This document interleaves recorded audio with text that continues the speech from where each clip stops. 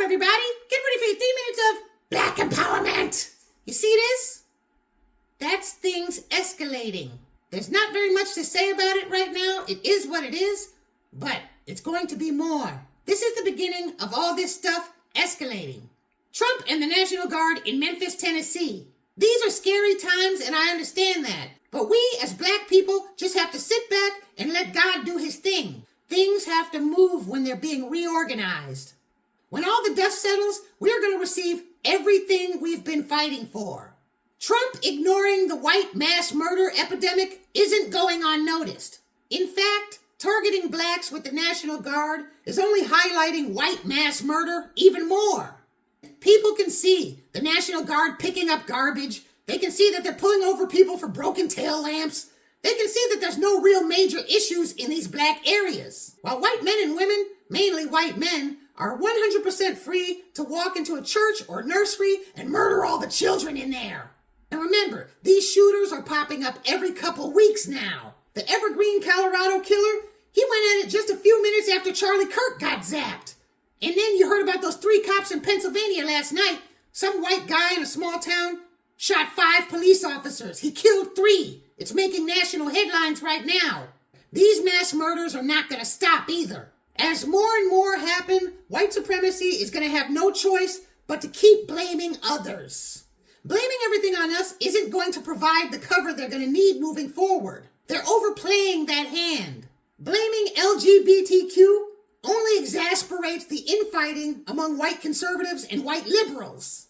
Sometimes when we hear LGBTQ, we think of black people, but it's not true. All this has been organized for white people that are gay to have freedoms, not us. So attacking LGBTQ is attacking white people. White supremacy is trapped. Here's another interesting viewpoint that my buddy Gray over at Fund It Socially was telling me about. By the way, funditsocially.com is a fully black-owned social media site that has over 1,000 followers and is growing. The link is in my description box. I got a profile over there too. But my boy Gray made a good point. He said, this isn't just a race war. It's also white feminism versus white patriarchy. I think he's right about that. I think I would also add in that it's white homosexuality versus anti-gay conservatives too. These groups have gained massive amounts of freedoms over the last 10-15 years, and they will die before they let white supremacy take it away.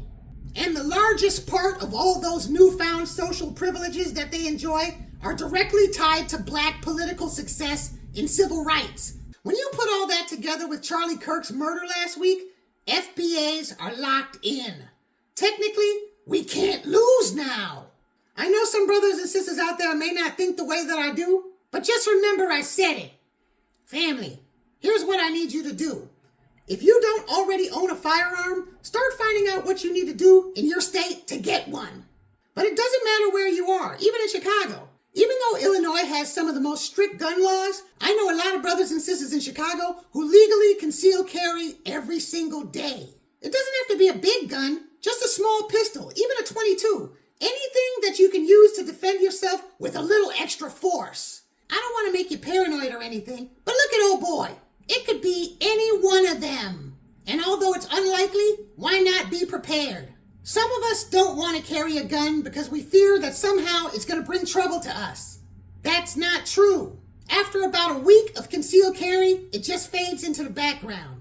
The firearm is legally yours and you can prove it and it'll be there if you need it. I noticed that sometimes police officers even respect you more when you have a gun, because they know you're responsible, which is a catch-22. Here's a review that I did on an affordable starter pistol. See if you like it. B1.